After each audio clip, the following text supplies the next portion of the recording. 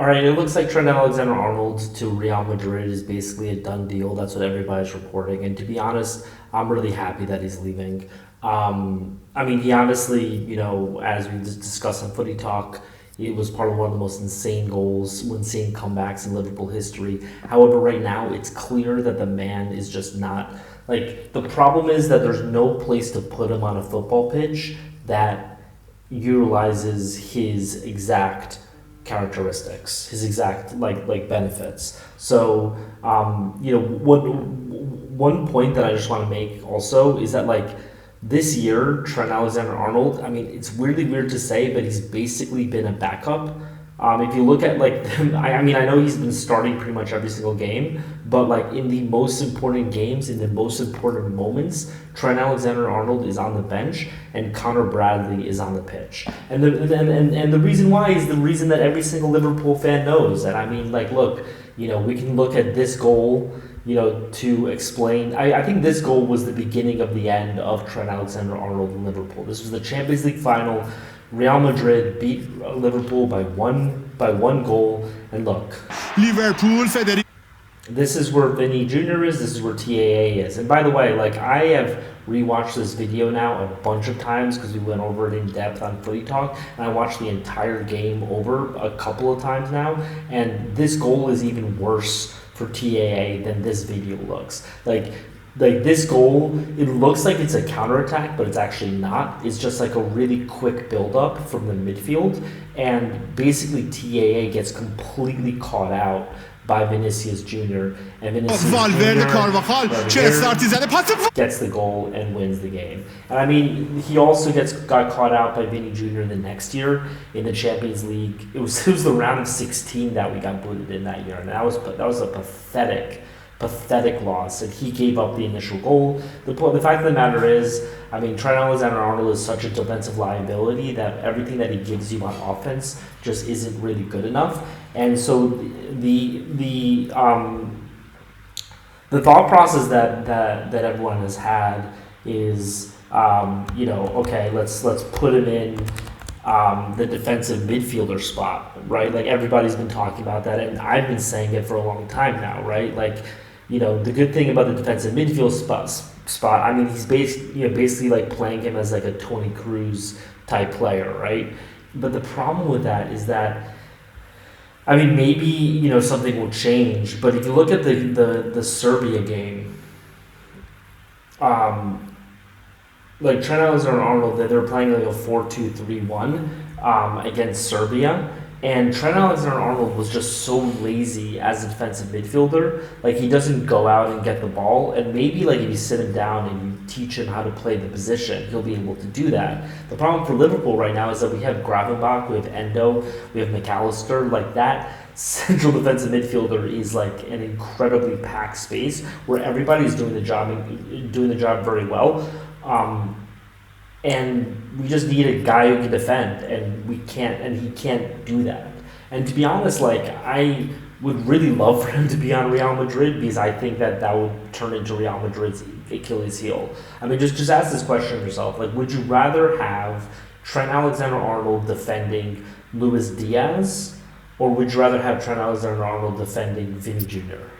Like, would you rather have Trent Alexander-Arnold on your team defending Vinny Jr., or would you rather have Trent Alexander-Arnold on the opposing team defending Luis Diaz? I think every single Liverpool fan would salivate at the idea of him defending Luis Diaz, right? He would just tear him to bits. Now, the counter-argument that people always make about Trent Alexander-Arnold is like, look, he's incredible passer, yada, yada, yada. Which is true. I mean, obviously, right? I think the counter to that is that, like, the amount of goals that he gives up, I think, especially in big situations, outweighs that. Like, Trent Alexander-Arnold, his passing is good, but, like, it's not, like, the problem that Liverpool has had for the past couple of years, and this has changed a lot under Arne Slot, is that when another team just basically parks a bus, Liverpool isn't really able to do anything. Like, if you look at us, like, because all of the offense is based upon the gegenpress, when we're not doing that, when we're not, like, converting, running, like, we really had no ideas of what to do. This is why, I mean, a lot of it was Courtois just having a lot of incredible saves, but like we weren't really able to create a lot of like really great shots against Real Madrid. So theoretically, in that type of situation, what you want is like a Trent Alexander-Arnold to be sitting like in the backfield, like around the midfield area, right, and like just pinging balls into the middle that our strikers can just put away, right? One of the big problems is that we don't really have strikers who can play like that. Like if we had Erling Haaland, sure, but like the closest, but like if you look at our front, we have Diogo Jota, we have Mohamed Salah, who isn't a really great header. Like he is a winger who can play as a striker, but he's not like a pure striker, right? And then we have Luis Diaz as well. Luis Diaz has some good headers, but he has headers when he is like one-on-one against like a right back, and he has to beat them out, and then he like lunges. He's not the type of person who can just like hang around in the box and like get a header. He's too short, right? The two people that we have that can really play that role are Darwin Nunez and Cody Gakpo.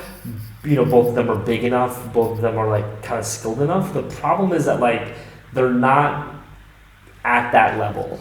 They're just not. They're not like they can do that, but like if your entire offense revolves around paying the ball to Darwin Nunez, like you're not going to win a lot of games. That's just not. And I'm not even like making a dig at him for his misses. Like that's another thing altogether. I'm just saying like he's not that guy. He's not the guy to do that around, right?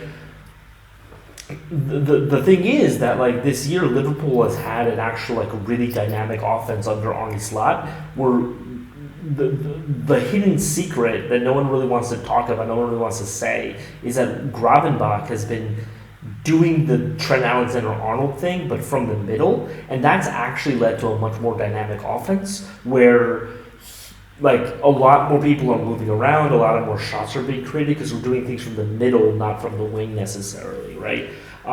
And so I think that with Trent Alexander, like this whole rant about the offense is all to say that like I think that Trent Alexander-Arnold as like an offensive creator, I would actually make the argument that as good as he is, and I'm not claiming that he's not good, as good as he is, I actually think that he is an offensive liability also, right? He is kind of that guy, like if you think about it like in basketball, for instance, right? He's like a guy who like will put up 35 points, like he's kind of like a James Harden, right? He will do his thing, but in so doing, the rest of the team kind of suffers, right? Like he is not bringing more dynamism to the team. He is just taking the share of assists that would kind of already exist. That's kind of my read on it, and I think that like not having him there, even though he does add a lot, like you sacrifice so much in terms of the dynamism of the rest of the players in order to facilitate that assist from him, that I think that having a more cohesive team where everyone's moving around, everyone's creating chances for each other,